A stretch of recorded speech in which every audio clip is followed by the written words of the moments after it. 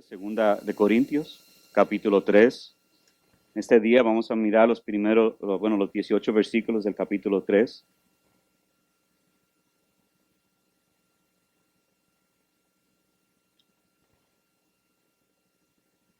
Segunda de Corintios, capítulo 3.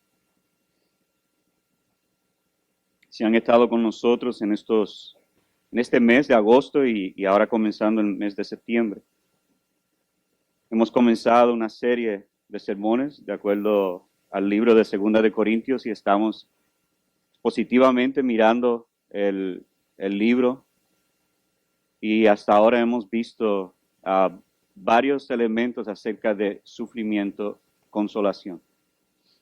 Y hay diferentes maneras de poder darle alguna definición al todo el libro, podemos darle algún subtema de todo, pero hemos decidido poner sufrimiento y gloria.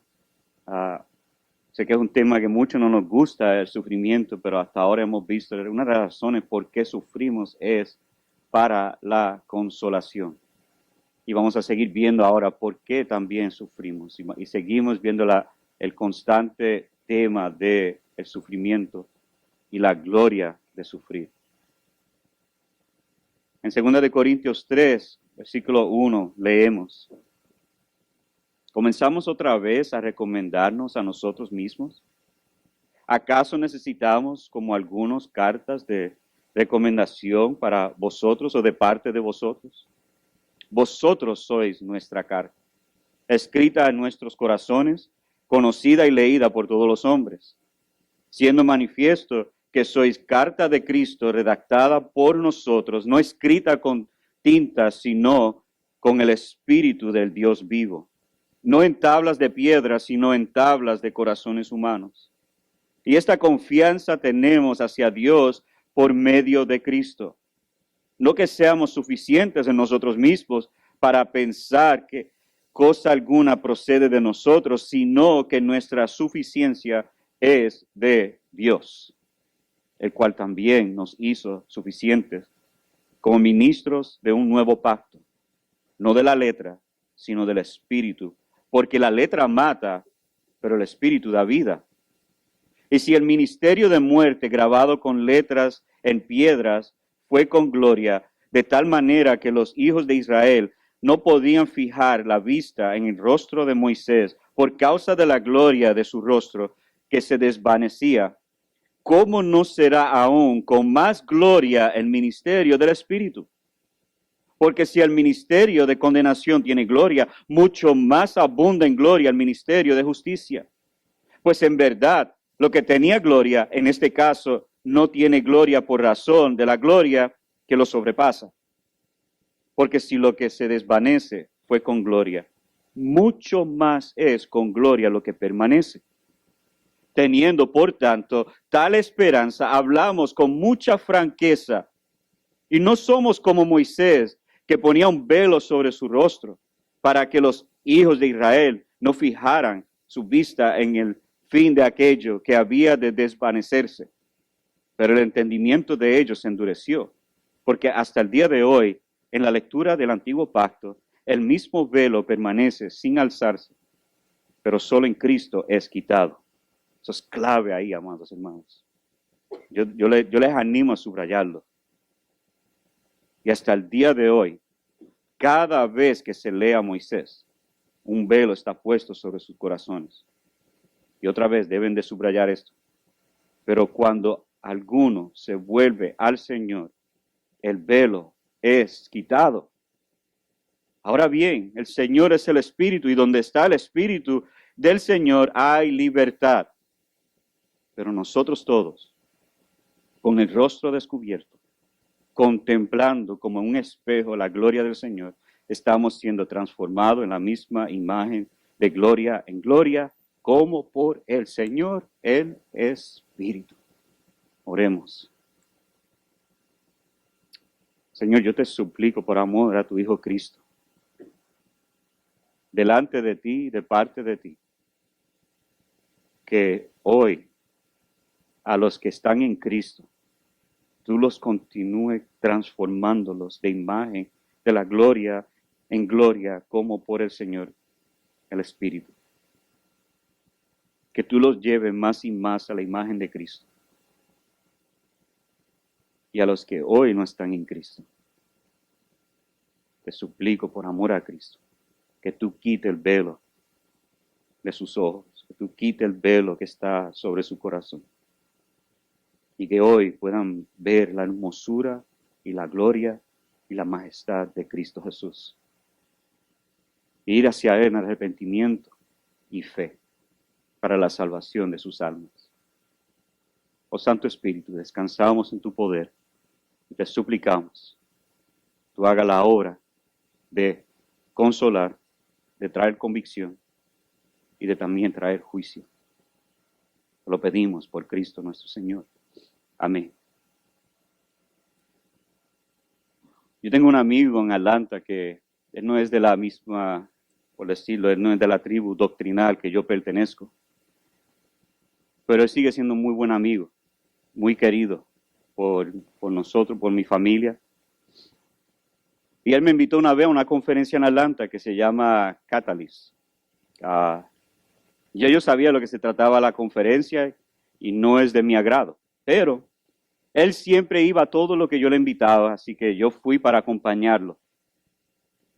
Yo me acuerdo entrando en esa conferencia, yo vi un booth y me llamó la atención que había una organización que prometió que si tú les pagas una cierta cantidad a ellos, ellos te van a crear un sistema de mercadeo en tu iglesia y esa iglesia va a crecer.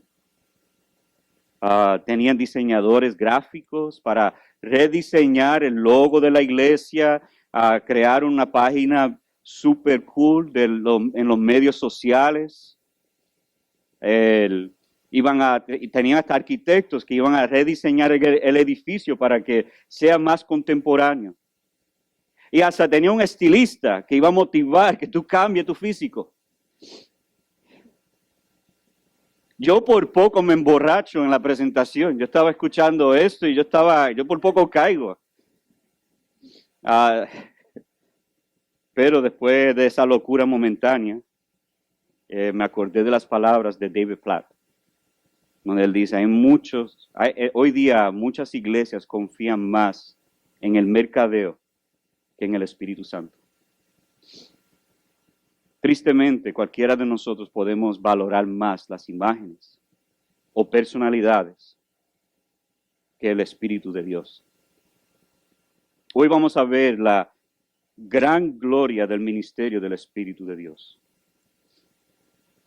Vamos a ver, para dar un resumen de lo que vamos a ver hoy, vamos a ver el ministerio del Espíritu en el ministro viendo sus credenciales.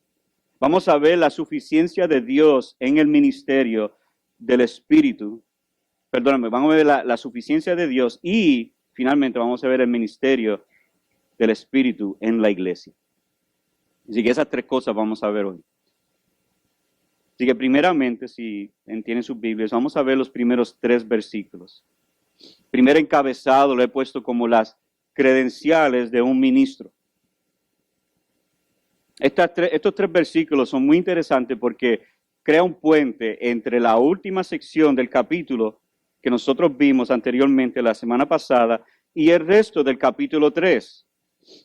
Según Hendriksen, la discusión de Pablo sobre las cartas de recomendación encaja con las costumbres de su tiempo.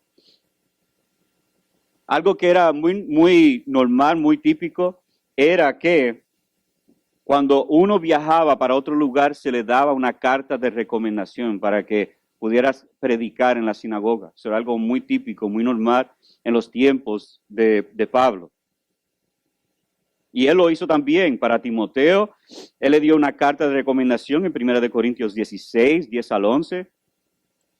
A Onésimo dio una carta de recomendación de Onésimo para Filemón, Filemón 10 al 17, para tratar de convencer a Filemón acerca de traer y volver a traer el esclavo Onésimo. Entonces, ¿por qué Pablo menciona las cartas de recomendación? Todo este tiempo él está defendiendo su apostolado en el capítulo 1 y 2. ¿Por qué entonces él menciona una carta de recomendación? Y lo hace de forma de pregunta. Bueno, lo hace porque aparentemente los que estaban atacando al apóstol Pablo estaban dando unas cartas de recomendación para, como decir, yo tengo algún tipo de credencial para poder enseñar o predicar en esta iglesia. Y estos hombres que estaban hablando mal del apóstol Pablo, estaban desacreditando al apóstol Pablo, estaban cuestionando su apostolado. Pablo dice, si ustedes van al capítulo 2:17, dice, no somos como muchos que comercian con la palabra. Luego aquí en el versículo 1 él dice, ¿o acaso necesitamos como algunos cartas de recomendación para vosotros o de parte de vosotros? Los muchos y los algunos que vemos en estos versículos son los mismos que han tratado de descalificar al apóstol. Estos hombres estaban mostrando cartas de recomendaciones como una manera de cualificarse o tener algunas credenciales de otros para mostrar a los corintios que ellos podían y debían enseñar en esa iglesia. Es como si alguien viene aquí en esta iglesia y les dice a los pastores de la iglesia, tengo una carta de recomendación de Mark Dever. Algunos de ustedes están aquí, ¿quién es ese? Bueno, para nosotros cuatro, nosotros lo admiramos mucho. Porque él ha hecho, Dios lo ha usado para hacer unos cambios eclesiásticos al mundo hispano y al mundo también de habla inglés. Imagínate alguien viene aquí con esa carta. Posiblemente nosotros nos vamos a convencer en ese momento, wow, usted conoce a Mark Dever. Pero Pablo aquí dice, y realmente la pregunta debemos de hacer, ¿quién recomienda a Pablo? Si otros están recomendando están siendo recomendados por otros, ¿quién entonces va a recomendar a Pablo? Pues Pablo se defiende en los capítulos 1 al 2, defendiendo su apostolado. Él habla sobre su conciencia, versículo 12, capítulo 1, versículo 12. Habla sobre la gracia que él impartió hacia ellos. Él habla sobre la verdad que él proclamó defendiendo la doctrina de Cristo. Él habla sobre él siendo un colaborador para ayudarlos a ellos y no ser señor de su fe, sino ir al lado de ellos para ayudarlos a crecer en la gracia del Señor. Él también habla en capítulo 2, versículo 1 al 4, él menciona sobre la misericordia que él tiene acerca de ellos. Siendo apóstol, él podía ir allá y corregir esa iglesia. Habla de su amor hacia ellos. También él perdona al que lo ofendió. El hombre se arrepintió y Pablo lo perdonó. Y él le pide a la iglesia, perdónalo. Y no solamente perdónalo, debe de consolarlo también. Finalmente, él habla sobre el triunfo en Cristo, él siendo conquistado por Cristo, por eso él puede soportar todas las cosas que él está sufriendo. Aquí lo que vemos es, Pablo da su carta, él dice, ¿ustedes quieren saber cuál es mi carta de recomendación? Bueno, lo dice en el versículo 2, vosotros sois nuestra carta. Aquí él muestra la evidencia de la obra del Espíritu Santo en la vida de los corintios. Y eso es toda la evidencia que él necesita para su apostolado y lo que la iglesia también necesita saber. De todas las evidencias que ha dado hasta ahora, esta quizás es la que más peso tiene. Él iba de menor a mayor, de su conciencia, de su interior hasta el exterior, ellos. Pablo da las credenciales de un verdadero ministro del Evangelio. De hecho, para ustedes que quieren seguir el ministerio, yo haría todo lo posible para convencerlos que hagan otra cosa, pero si no logro hacerlo, escuchen las credenciales de un verdadero ministro en el Evangelio. No es si fuiste a seminario, ni siquiera es que si viniste al programa de residencia que tenemos. Esas no son las credenciales que ustedes deben tener. Las credenciales son las siguientes. Primero, versículo 2. Y esto también quisiera también decírselo para todos nosotros en la iglesia. Esto no es solamente para pastores o ministros. Esto es para toda persona, todo cristiano, porque todo cristiano es llamado a ministrar. Por lo tanto, si todo cristiano tiene un llamado a ministrar o servir, todos nosotros también debemos tener este tipo de credencial. Así que esto es para todos. La primera es que la iglesia es evidencia de nuestras credenciales. No el título, gran conocimiento, la manera que predico, la manera que enseño. Las credenciales, particularmente de los pastores de IBC, son ustedes. Ustedes son nuestros credenciales. No es si tenemos un título de doctorado, sino de maestría. No, son ustedes. Ustedes son nuestros credenciales. Segunda que vemos aquí es que Dios mismo los escribe en nuestros corazones. Solamente es la iglesia lo que da evidencia del ministerio. Segundo que vemos es que Dios mismo lo escribe en nuestros corazones. Por el amor que les tenemos a ustedes, ustedes están escritos en nuestros corazones. El mismo Espíritu escribe los nombres de ustedes de una manera apasionada para que cada vez que nosotros escuchamos o nos enteramos que algo está pasando en su vida, nosotros tenemos que reaccionar inmediatamente para restaurarlo y rescatarlo. La Biblia enseña que el corazón es el centro de la vida interna y el asiento de todas las funciones del alma. Es el lugar, el corazón, donde Dios nos habla por medio de su palabra y donde Dios transforma nuestros afectos hacia Él. Es en este lugar íntimo donde donde ustedes están grabados para siempre en nuestros corazones. Por eso yo sé cuando me tuve que ir de Atlanta fue difícil. Y yo sé que por eso cuando el pastor Félix se vaya a Puerto Rico se le va a hacer bien difícil. Porque el amor que Él tiene hacia ustedes está grabado en su corazón. Es el lugar donde nosotros nos amamos profundamente uno a otro en el corazón. Por causa de eso nosotros oramos por ustedes. No porque es nuestro deber, pero porque sinceramente los amamos. Ministramos porque ustedes están escritos en nuestros corazones. Ese es el mismo Espíritu de Dios que lo escribe. Ahora les pregunto a ustedes, a todos los creyentes, miembros de esta iglesia, ¿están escritos la iglesia en tu corazón? El Espíritu de Dios ha escrito en su corazón esta congregación. De tal manera que cuando ustedes oran por esta congregación, brota de un amor profundo por tus hermanos.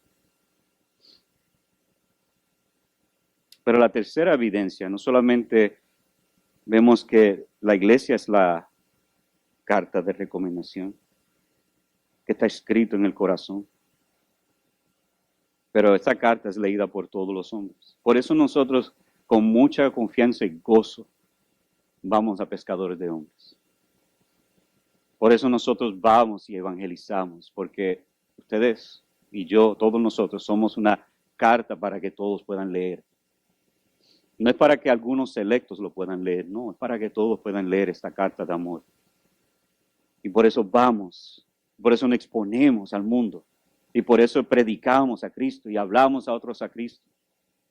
Porque nuestra vida no es nuestra, ahora es del Señor. Y esa carta que debe ser leído a los hombres, evidenciado a todo, el poder del Evangelio que ha sido evidente en mi vida, el poder del ministerio que se manifiesta para todo el mundo, para que todo el mundo pueda ver la gloria de Cristo en nosotros.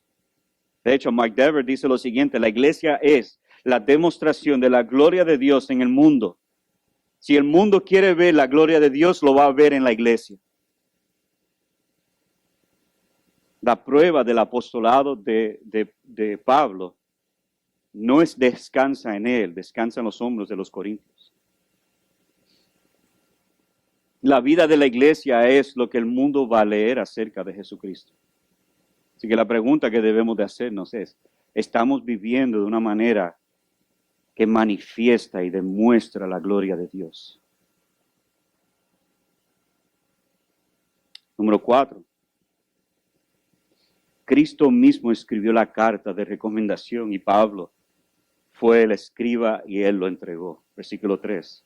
Siendo manifiesto que sois carta de Cristo redactada por todos. Calvino acerca de esto da su comentario. Dice, Pablo dice que Cristo es el autor y el mismo como el instrumento, él mismo siendo Pablo, como el instrumento para que sus detractores puedan entender que ellos tendrán que tratar con Jesús mismo si siguen hablando malicioso contra su apóstol. Ahora es interesante y bueno entender primero que Pablo fue quien plantó esta iglesia. Pablo lo comenzó. Dios usó a Pablo como instrumento para comenzar esta iglesia. En 1 Corintios 4:5 él dice, porque aunque tengáis innumerables maestros en Cristo, sin embargo no tenéis muchos padres, pues en Cristo Jesús yo os engendré por medio del Evangelio. Pero también Pablo estuvo allí 1 año y 6 meses juntos con ellos. Y cuando Pablo estuvo allí y había un poquito de persecución, el mismo Jesucristo le dijo a Pablo, no temas, sigue hablando y no calles, porque yo estoy contigo y nadie te atacará para hacerte daño, porque yo tengo mucho pueblo en esta ciudad. Hechos 18, 9 al 10. Así que esa carta que fue escrita por medio de Jesucristo se lo dio a Pablo, y Pablo tenía la certeza y la seguridad de Jesús mismo de seguir predicando el Evangelio. Y él engendró mucha gente en esta ciudad. Entonces la última parte que vemos aquí acerca de los credenciales es que la obra del Espíritu en ellos, versículo 3. No escrita con tinta, como Pablo dice, sino con el Espíritu del Dios vivo, no en tablas de piedra, sino en tablas de corazones humanos. Vemos esto como una referencia al Antiguo Testamento. Hoy vamos a estar mirando varios textos del Antiguo Testamento porque tenemos que conectar lo antiguo con el nuevo. En Ezequiel 11, 19 al 20, dice, yo les daré un corazón, un solo corazón, y pondré un espíritu nuevo dentro de ellos. Y quitaré de su carne el corazón de piedra y les daré un corazón de carne. Para que anden en mis estatutos, guarden mis ordenanzas y las cumplen. Entonces serán mi pueblo y yo seré su Dios. Ahora, el antiguo pacto, el Antiguo Testamento, cuando él dice aquí las tablas de piedra en versículo 3, imposibilitó que el pueblo de Dios ande en sus estatutos y ordenanzas, los estatutos de Dios. Porque tenía un corazón enfermo por el pecado. Y Dios les tuvo que hacer una cirugía espiritual, les quitó ese corazón enfermo y les dio un corazón nuevo. Yo no sé si ustedes han visto a alguien que tiene un corazón enfermo, pero es interesante que si alguien tiene un corazón enfermo, su físico no puede moverse. Ellos se cansan rápido, ellos no pueden moverse, a veces hasta sus piernas no tienen suficiente circulación. Entonces ellos están inmóviles, ellos se sienten y no pueden moverse mucho, se levantan y caminan un poco y se cansan. Pues la imagen que el Señor nos está dando a nosotros es que todos nacemos con un corazón enfermo. Y a menos que Dios venga y ponga un corazón nuevo en nosotros, nosotros no podemos movernos ni hacer nada.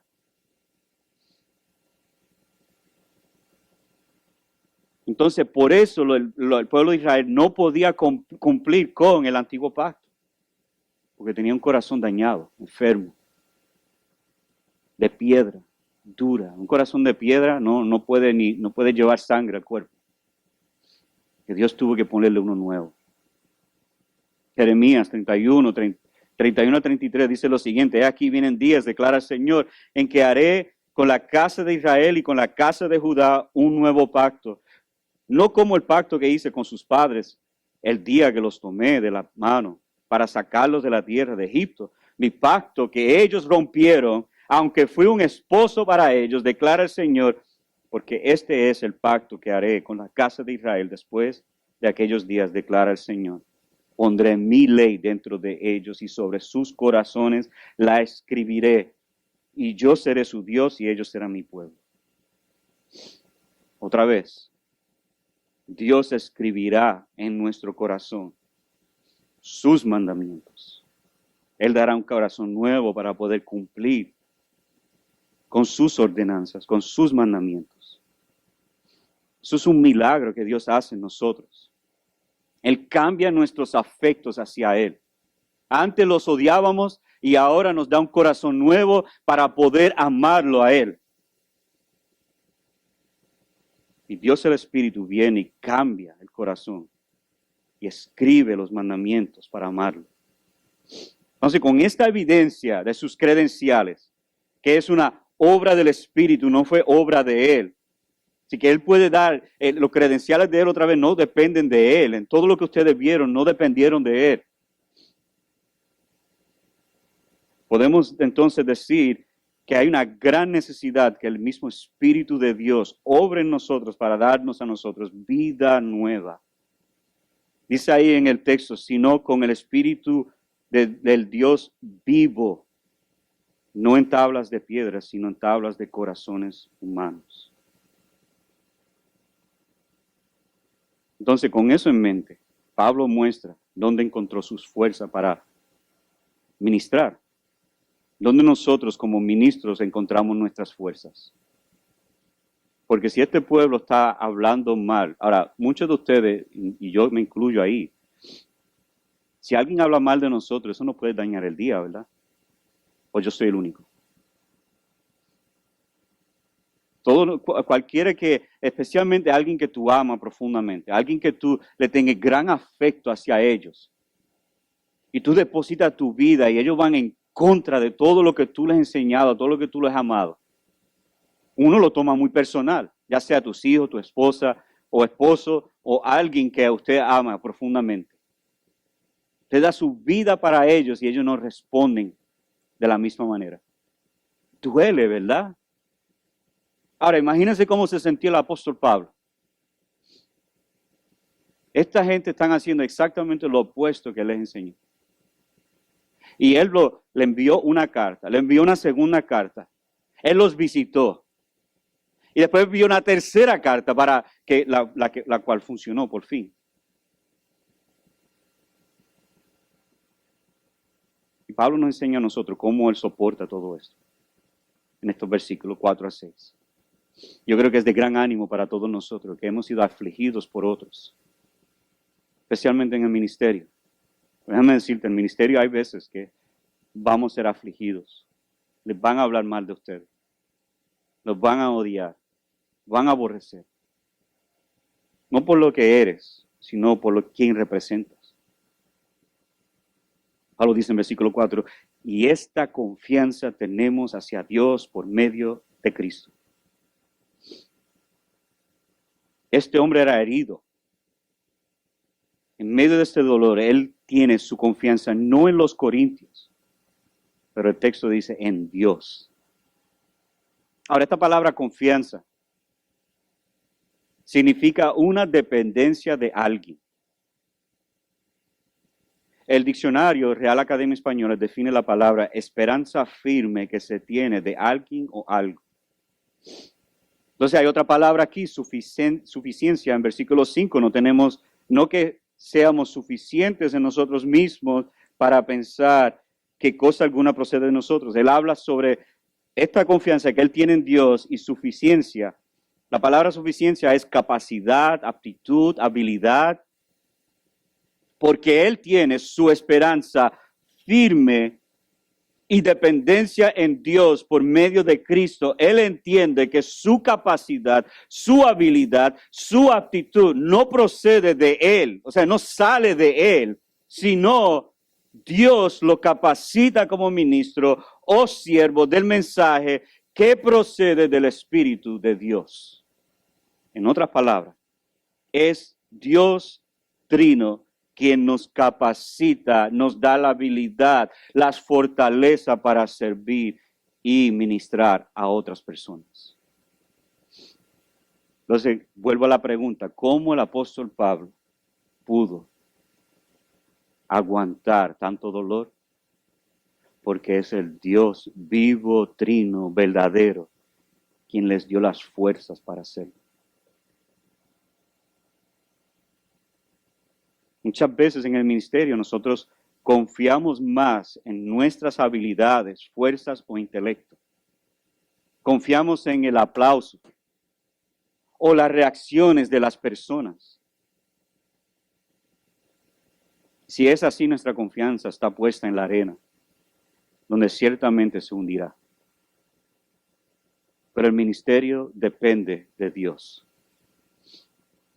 Déjame ver si les puedo ayudar a los que están sirviendo en IBC Kids, en IBC Teens, los que están sirviendo en grupo pequeño como líderes, los que están a veces aún limpiando la iglesia.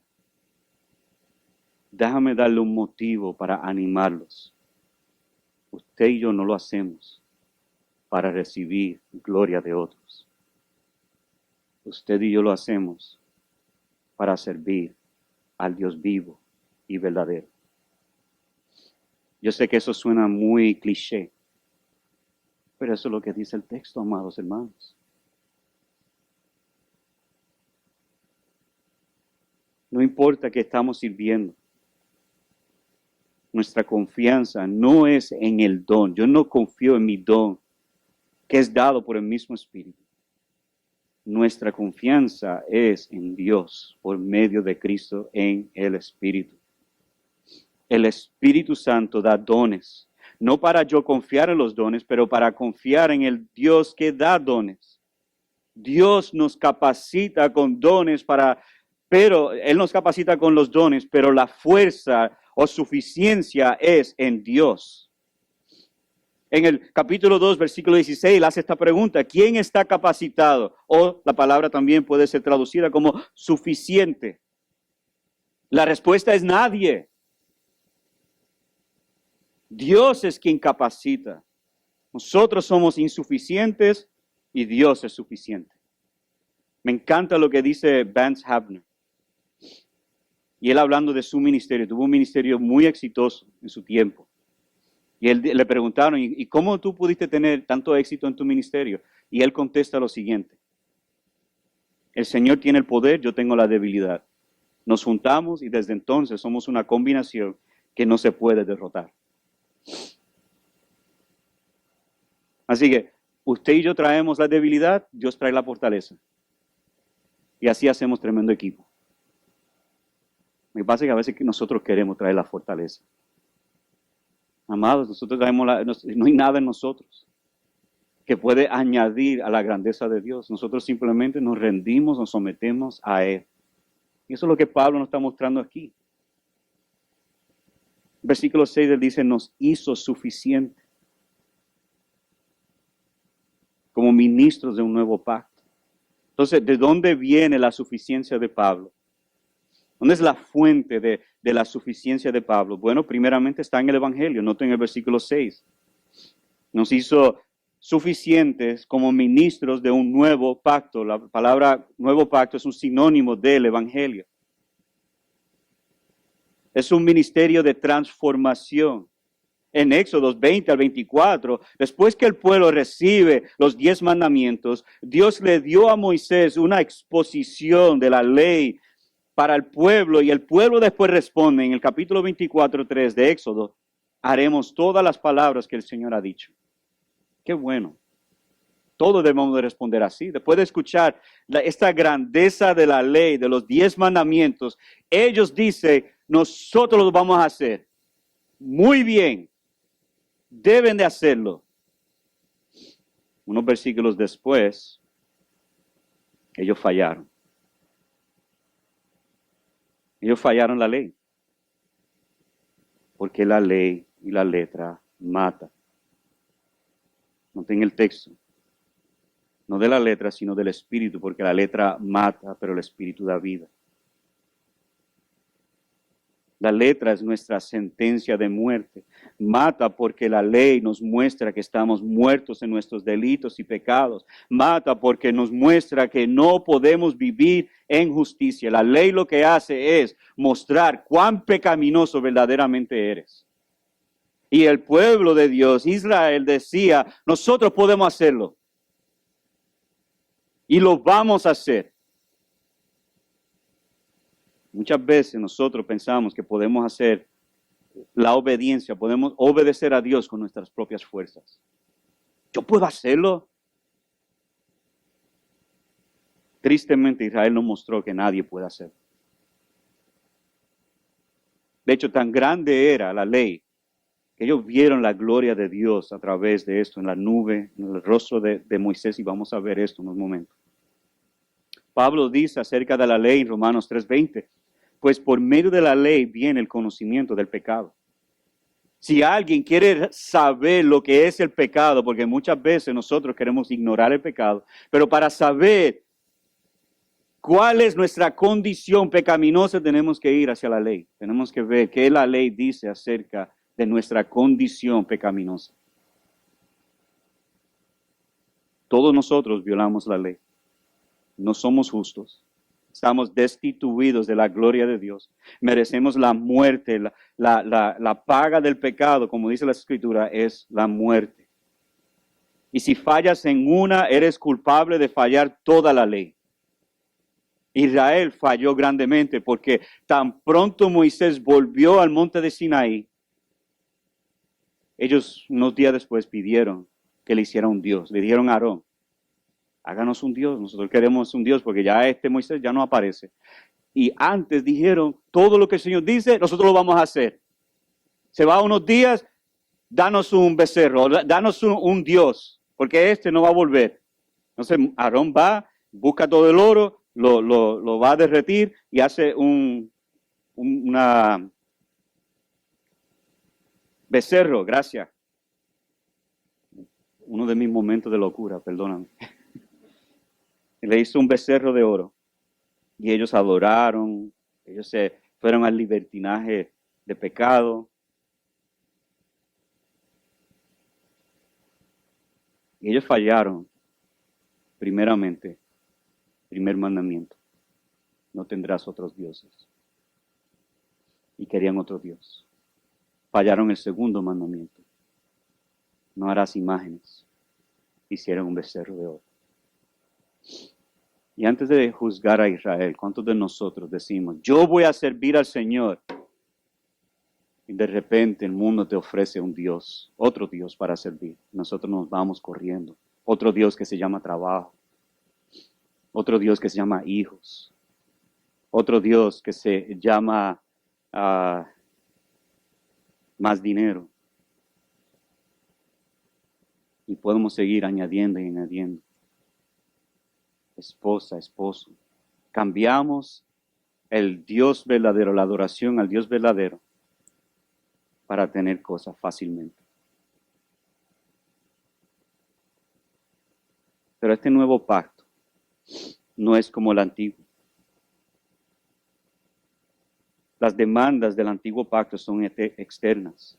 El nuevo pacto nos justifica de nuestros pecados por gracia, por medio de la fe. Dios transforma el corazón para creer en el Hijo y el Espíritu ahora nos enseña a vivir por medio de la palabra de Dios. Pablo se apoya en el poder transformador del Evangelio, de la gracia de Dios en Cristo. Tú y yo no podemos cambiar corazones. Si usted tiene una esposa, esposo incrédulo, mala noticia, ustedes no pueden cambiar su corazón. No pueden, por más que ustedes quieran. El corazón de la otra persona no se puede cambiar. El único que puede cambiar corazón es el Espíritu de Dios. Deja de estar tratando de cambiar corazones, porque nosotros no podemos. Confiemos en la soberanía de Dios. Debemos de confiar en el Evangelio. Esa proclamación del Evangelio, el Espíritu Santo lo toma para cambiar vidas. No lo que nosotros decimos, no nuestras quejas. Para responder al Evangelio y ser salvo, Dios tiene que cambiar el corazón de piedra a un corazón de carne. Por lo tanto, nuestra suficiencia no es en nosotros, pero en el Evangelio. Les hablamos a los incrédulos sobre el Dios vivo y verdadero de las Escrituras. Les mostramos lo que la Biblia dice acerca de Dios. Le hablamos de la ley para que ellos conozcan sus pecados. Les predicamos a Cristo crucificado, sepultado y resucitado. Les rogamos como si Dios mismo estuviera rogando, reconciliados con Dios y que respondan por arrepentimiento y fe en Cristo. Pero lo segundo que Pablo se apoyaba era la suficiencia del Espíritu. El Espíritu da vida, Ezequiel 36:27. Pondré dentro de vosotros mi Espíritu y haré que andéis en mis estatutos y cumpláis cuidadosamente mis ordenanzas. Nosotros predicamos, pero el Espíritu nos hace nacer de nuevo. Jesús le dijo a Nicodemo lo siguiente: el viento sopla donde quiera y oye su sonido, pero no sabes de dónde viene ni dónde anda. Así es todo aquel que es nacido del Espíritu. Nacer del Espíritu es obra del Espíritu. Él es el que tiene que cambiar los corazones. Nosotros hablamos, es como si hablara en el aire. Nosotros hablamos, proclamamos, le hablamos de Cristo y el Espíritu Santo cambia. De hecho, mi oración es que ahora mismo, mientras se está hablando, mientras se está proclamando, mientras se está exponiendo, corazones sean cambiados. Y ahora Pablo va a mostrar un ministerio mucho más glorioso. Versículos 7 al 18. Aquí vemos en esta sección un comentario de lo que sucedió en Éxodo 32 al 34. Es posible que hubo una secta de judíos que llegaron a Corinto y empezaron a hablarle a ellos sobre la necesidad de circuncidarse y tener a Cristo. Porque eso estaba sucediendo mientras Pablo estaba ministrando. Él iba a un lugar, plantaba una iglesia, les predicaba, les enseñaba y después se iba a otro. Después llegaban estos judíos maliciosos, llegaban allí y empezaban a predicar: no, ustedes se tienen que circuncidar. Para ser parte del pacto de Dios, ustedes tienen que ser parte del antiguo pacto también. Entonces, Pablo está poco a poco, de menor a mayor, en una manera, otra vez, ellos enseñaron por judíos, ahora les va a enseñar cómo enseñan los judíos, que es de menor a mayor. Y él va de su conciencia hasta gloria, hasta la gloria misma de Dios. Y los va llevando poco a poco a realizar lo que es el Evangelio de Cristo Jesús. Esto es fascinante, esto es una obra de arte. Ya vimos lo que pasó en Éxodo 20 al 24. Yo les hablé de un resumen muy rápido. Y ellos respondieron: de acuerdo a la ley, los mandamientos, haré todas las palabras que el Señor ha dicho. Mientras Moisés está en el monte con Dios, el pueblo violó, como les dije, primero y segundo mandamiento, pidiendo que le hagan un becerro de oro. Entonces Moisés está bajando del monte porque Dios le dijo: este pueblo tuyo está pecando. Me interesa mucho ese comentario. Como Dios le dijo: no, este pueblo tuyo, este pueblo pecaminoso es tuyo. Y ellos están pecando ahora mismo.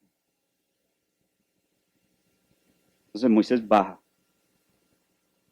Y él ve lo que está sucediendo. Y él tira los 10 mandamientos en el piso. Y lo hace pedazos. Éxodo 32, 19.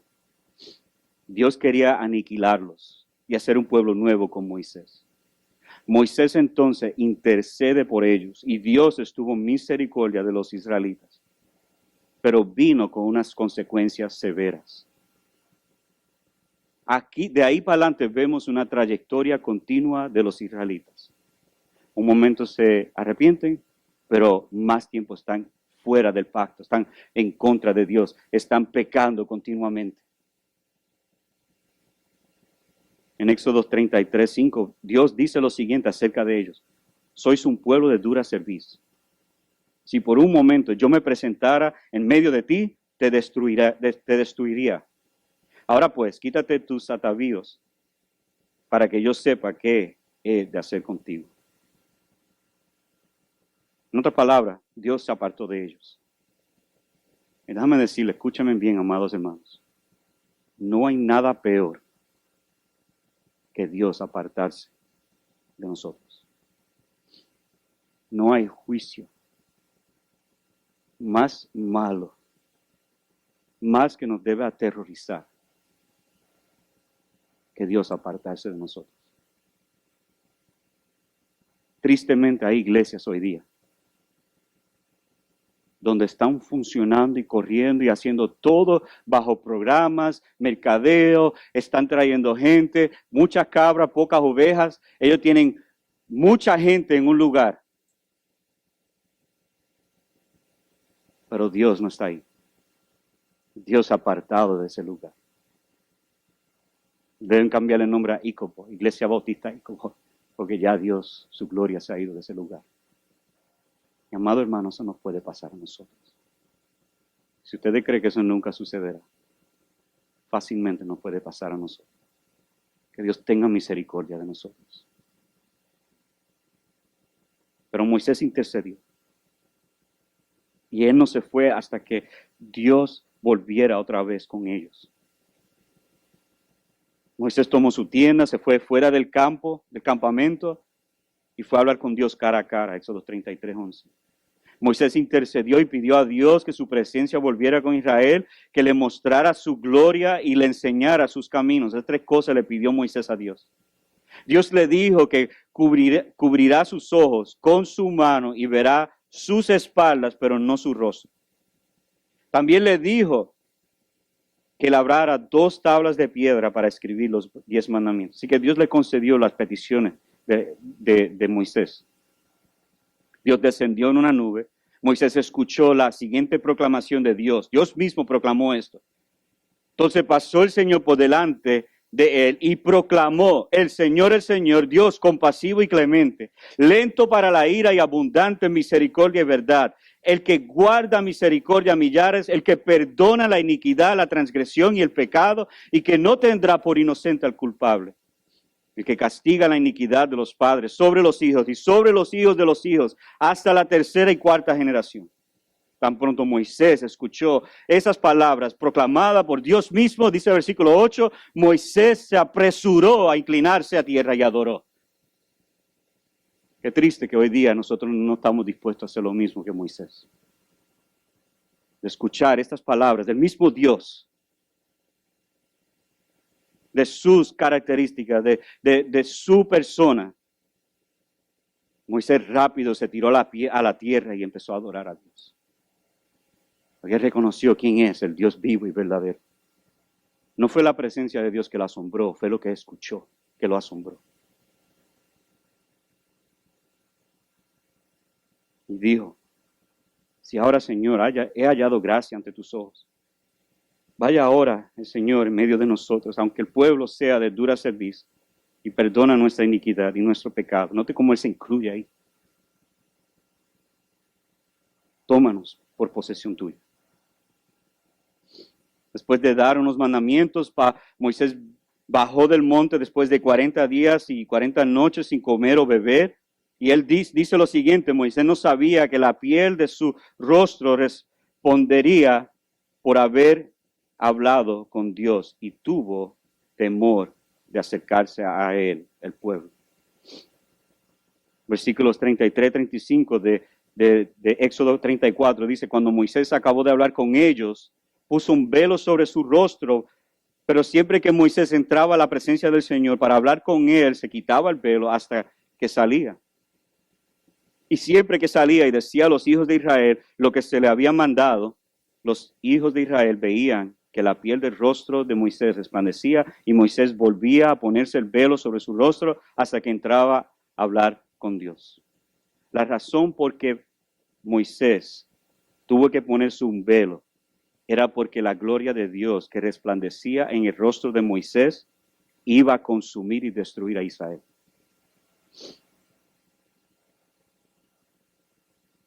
Era un acto de misericordia, pero era un acto de juicio por la dureza del corazón de Israel. El velo, según Scott Hefner, el velo asegura que no serán destruidos. Así que era una protección para ellos, pero también asegura que no serán transformados. Yo pregunto, ¿ustedes pueden ver la gloria de Dios en Cristo Jesús? Porque si no lo pueden ver, tu corazón tiene un gran velo. ustedes pueden ver la gloria y la hermosura de Jesús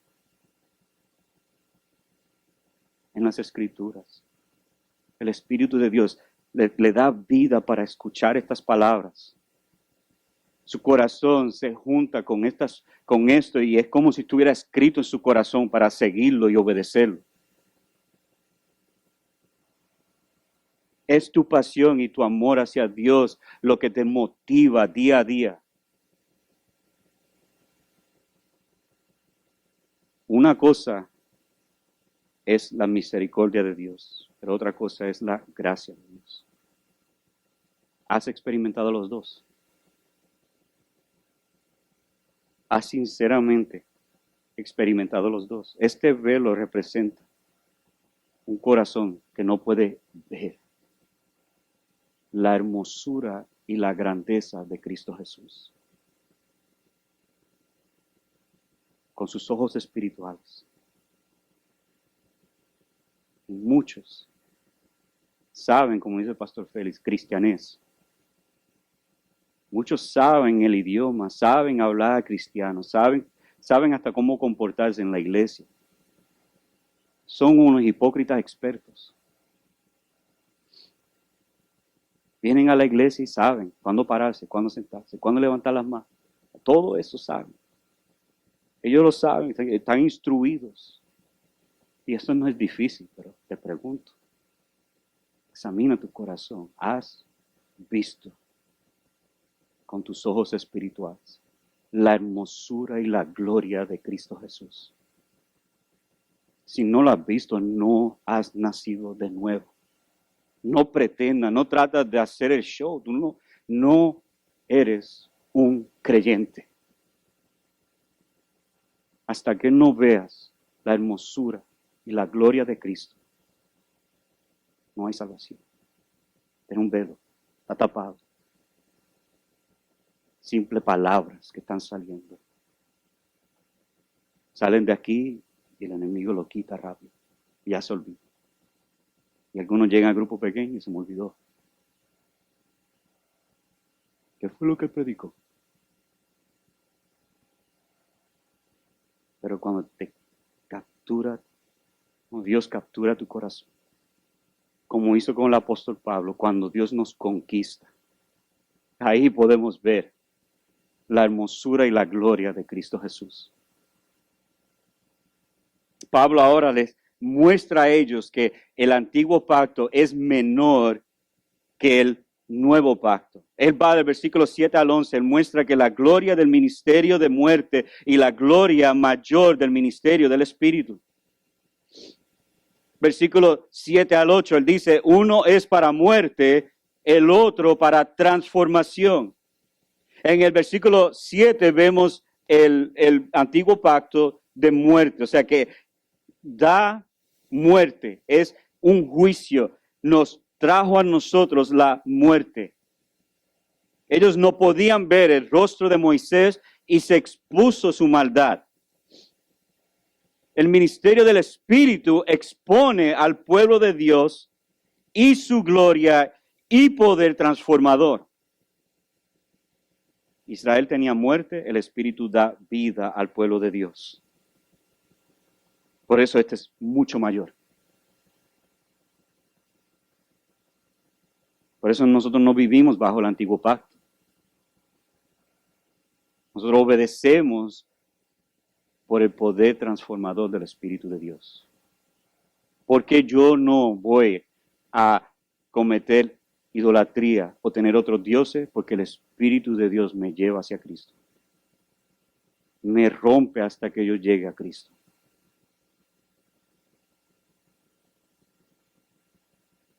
Pero hay una segunda, noten que la comparación ahora, él va, versículo 9 al 10, uno es para condenación, el otro es para justicia. Uno da muerte, el otro da transformación. Dios da vida, el Espíritu Santo da vida, el otro trae muerte. Uno da condenación, el otro para justicia. El ministerio de condenación es que nosotros ahora podemos ver ante Dios nuestra maldad, nosotros podemos ver nuestra pecaminosidad ante Dios cuando alguien ministra la ley en nuestras vidas. Ahora, Pablo no está diciendo que debemos de excluirlo. Él está diciendo la función de la ley. La función de la ley es mostrarnos que somos condenados ante Dios, para que nadie se jacte. La función del nuevo pacto es darnos justicia, hacernos justos, como cantamos hace un momento atrás, ese glorioso intercambio, donde toma al injusto y por medio de la fe en Cristo le deposita la justicia de Cristo en la vida de esa persona. Ya su justicia fue puesto, o su falta de justicia, mejor dicho, fue puesto en la cruz. Y Cristo pagó por nuestra iniquidad, por nuestra injusticia. Y la justicia de Cristo es impartido, puesto en nosotros. Uno es para condenación, otro es para justicia. El apóstol Pablo dice en Romanos 8, 1 al 2, por consiguiente, no hay ahora condenación para los que están en Cristo Jesús, los que no andan conforme a la carne, sino conforme al Espíritu. Porque la ley del Espíritu de vida en Cristo Jesús te ha libertado de la ley del pecado de la muerte. La condenación es tragada por la justicia en Cristo Jesús. La ley nos muestra que estamos condenados. Pero en Cristo Dios acredita la justicia de Jesús en nuestra cuenta y Él toma nuestro pecado y lo clava en Jesús. Por eso debemos de hablarle la ley a la gente, para que sean condenados. Pero tenemos que hablarle del Cristo también. Junto con la ley tenemos que mostrarle a Cristo. Uno es temporal, el otro es permanente. Versículo 11. Habla sobre que se desvanece con gloria. Fue lo que se hizo con gloria, porque la ley fue hecho con gran gloria. Pero el nuevo pacto fue hecho con mucho más peso de gloria. Dice, porque si lo que se desvanece fue con gloria, él ahora habla mayor. Yo les dije, va de menor a mayor. Mucho más es con gloria lo que permanece. Uno es temporal, otro es permanente. La gloria de la ley es temporal, era por un tiempo, pero la gloria del Evangelio es permanente. Estos son los tres argumentos que Pablo da sobre la grandeza y gloria del Evangelio y su ministerio. Entonces nosotros estamos expuestos de manera ilimitada a la gloria de Dios porque es el ministerio del Espíritu.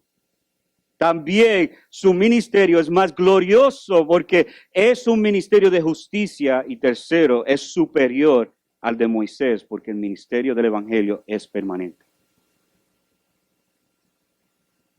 Entonces ahora el apóstol Pablo nos habla sobre el efecto que hace el Evangelio a nosotros. Vimos hace un momento, vimos una comparación de gloria del ministerio de muerte y mayor gloria del ministerio del Espíritu. Ahora vamos a ver cómo nos afecta a nosotros. ¿Están listos? ¿Están listos para esto? Este es un momento para evaluarse, amados hermanos. En serio, ustedes se deben de evaluar si están en la fe. Lo digo con gran peso y con toda la reverencia que yo puedo decir. Ustedes se deben examinar, todos nosotros debemos examinarnos en estos versículos que vienen ahora. Número 1, el Evangelio nos da valor. Pablo comienza, teniendo por tanto, por causa de todo esto, tal esperanza. A mí me maravilló que no usó la palabra fe, pero usa la palabra esperanza en el versículo 12. Teniendo por tanto tal esperanza. Para definir, déjame darle una definición rápida de la esperanza. Esperanza es fe en las futuras promesas de Dios. Es creer y confiar en las promesas futuras de Dios. Es decir,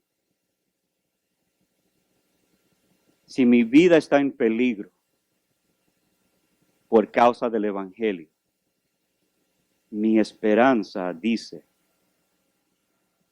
esta vida temporal no es de ganancia.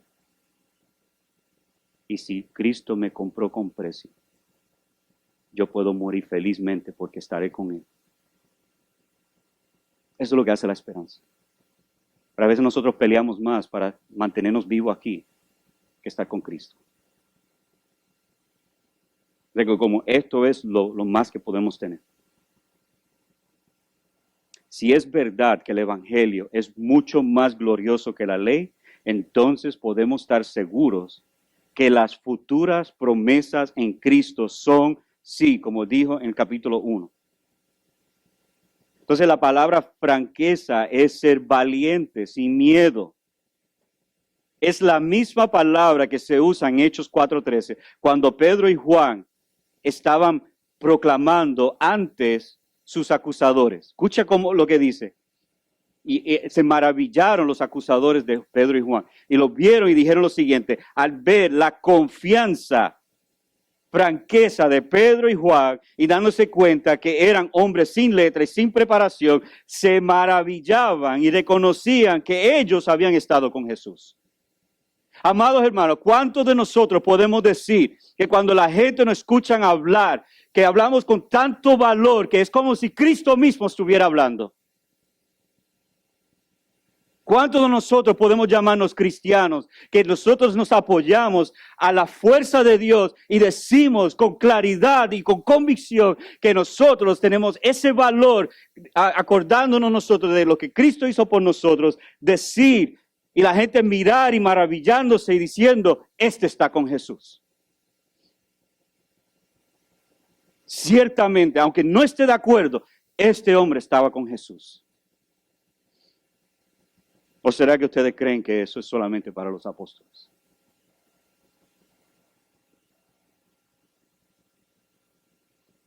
No como Moisés, como dice el versículo 13.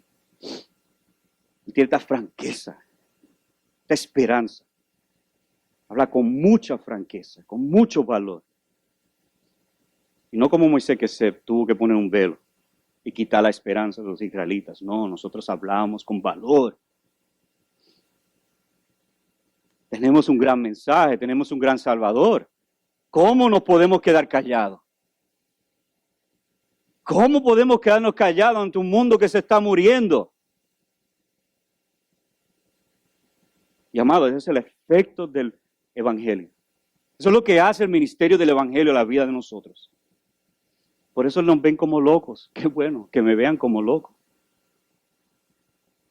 Esta gente, ¿qué les pasa? Están yendo a estos lugares donde hay mucho hispano, hablándole del Evangelio a toda esta gente. ¿Por qué? Un sábado que está lindo, podemos estar yo iba a decir playa, pero aquí no hay playa. Pero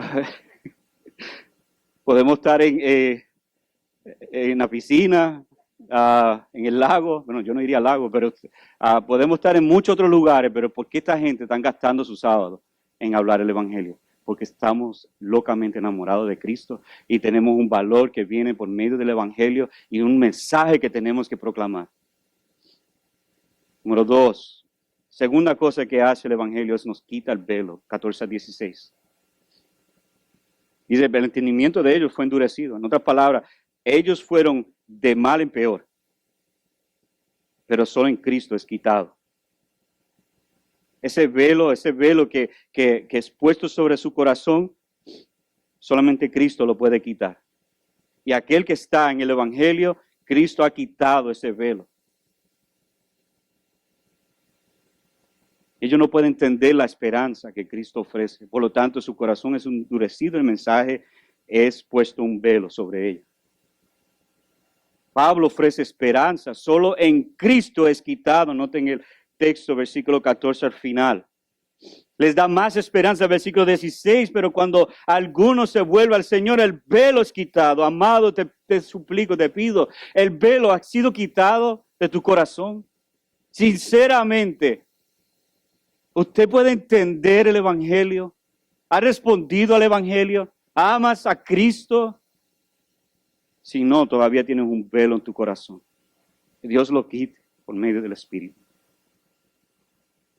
El antiguo pacto le pone un velo al corazón, pero Cristo lo quita. Y esa ley nos lleva de la mano hacia Cristo. Pero el que no responde, su corazón se vuelve más duro. No pueden ver la gloria y la hermosura de Cristo. Y si hoy nunca has respondido por fe y arrepentimiento, yo te suplico, la única manera de quitar el velo es creer en Cristo, es confiar en Cristo. No hay otra manera. Tercer efecto que hace a nosotros. Velos quitados, tenemos valor, pero hay libertad. Hay libertad. Somos esclavos del pecado. Y Cristo quita el velo de nuestro corazón. Y ahora tenemos libertad para expresar nuestro amor hacia Dios y hacia su pueblo. Pablo aquí enfatiza que el poder libertador para obedecer la ley viene por medio del Espíritu Santo, es el mismo Espíritu que nos da libertad a nosotros. Nos quita las ataduras del pecado. La función y el poder del pecado es quitado y ahora tenemos libertad para servirlo a Él. Gálatas 5:1 dice que la libertad es para ser firmes. Para libertad fue que Cristo nos hizo libre, por tanto, permaneced libre y no os sometéis otra vez al yugo de esclavitud. Gálatas 5:13 nos dice que somos libres para servir por amor unos a otros. Pablo pudo servirlo a ellos porque fue libre de sus pecados. Dice Gálatas 5:13, porque vosotros, hermanos, a libertad fuisteis llamados, no solo que no uséis la libertad como pretexto para la carne, sino servíos por amor los unos a los otros. Estamos libres para servir unos a otros. Qué interesante el cambio de palabra. Esclavos al pecado para nosotros mismos, libre para ser esclavos de otros. Finalmente nos da transformación. Versículo 18. El ministerio del Evangelio es uno de transformación. Cuando el Señor quita el velo, tenemos el rostro descubierto, ya no hay nada tapando la mirada y podemos ver la gloria del Señor. Esa gloria es la reflexión de un espejo. Dice en el texto, como contemplando como un espejo la gloria del Señor. Cuando nosotros miramos un espejo, lo hacemos para quitar los defectos que tenemos, ¿verdad? Ustedes por la mañana no se levante y dicen, mira qué lindo estoy, ahora voy así para la iglesia, ¿no? Se van a cambiar, van a mirar su rostro y decir, ok, tengo 20 minutos para cambiar esto a algo más presentable. Y ustedes van haciendo los cambios. Entonces se tiene que mirar su cara y en su mente tiene una imagen de lo que quiere ver, por lo menos algo parecido a esa imagen que tiene, para que se vea cuando llegues a la iglesia. El apóstol Pablo aquí nos dice, cuando nosotros miremos este espejo, no estamos mirando nuestro rostro, estamos mirando a Cristo mismo. Es interesante, la figura que está en el espejo no somos nosotros, es la gloria del Señor. Y esa gloria es donde nosotros vamos siendo santificados de gloria en gloria a la imagen misma de Cristo. Y que vemos a Cristo en las Escrituras y esa es la imagen que nosotros tenemos y el Espíritu Santo nos va cambiando, transformando de gloria en gloria a la imagen de Jesucristo. Así que no trates de cambiar espiritualmente a algo que usted tiene en su mente como, pues si yo soy así, la gente me va a aceptar. No. Cambie por poder transformador del Espíritu a la imagen de Jesucristo. Eso es lo que hace el Evangelio en nuestra vida. El Evangelio, para concluir, nos da valor, quita el velo, nos da libertad y somos transformados de gloria en gloria. Todo esto por el Espíritu Santo. Entonces, cristiano, ¿crees en el Evangelio? Escúchame bien. ¿Crees en el Evangelio? ¿Crees que el velo fue quitado por Cristo? ¿Crees que eres libre para amarlo a Él y a tu prójimo? ¿Crees que Cristo te está transformando para ser como Él? Si le dices a no a cualquiera de esas preguntas, no eres creyente y por lo tanto no eres salvo. Déjame darle una prueba más, cristiano. Si usted mira cómo eras el año pasado, y si este año por lo menos 1 pulgada creciste espiritualmente, por lo menos pudiste derrotar la ira en tu corazón. No por tu fuerza, sino el Espíritu Santo te trajo convicción y te llevó de un paso de gloria a otro. Ese es Dios obrando en ti. Yo sé que a veces lo vemos como algo tan grande, pero amados hermanos, si estás creciendo, aunque sea 1 pulgada, 1 centímetro, si eres más como Cristo hoy que fuiste la semana pasada o el mes pasado, es Dios que te está cambiando de gloria en gloria. Pero si eres peor, entonces tú debes de arrepentirte hoy y creer en el Evangelio. Si no eres creyente, las buenas noticias es que hoy mismo puedes creer que Dios te puede quitar el velo y te puedes unir a Dios por medio de Jesucristo. Si tú crees en tu corazón que Cristo murió y resucitó y confiesas con tu boca que Él es Señor, Dios te salvará. Cree en el Evangelio y Dios te salva. Cree que solamente Jesús te puede salvar y Él te salva. Que Dios bendiga su palabra hoy. Oremos.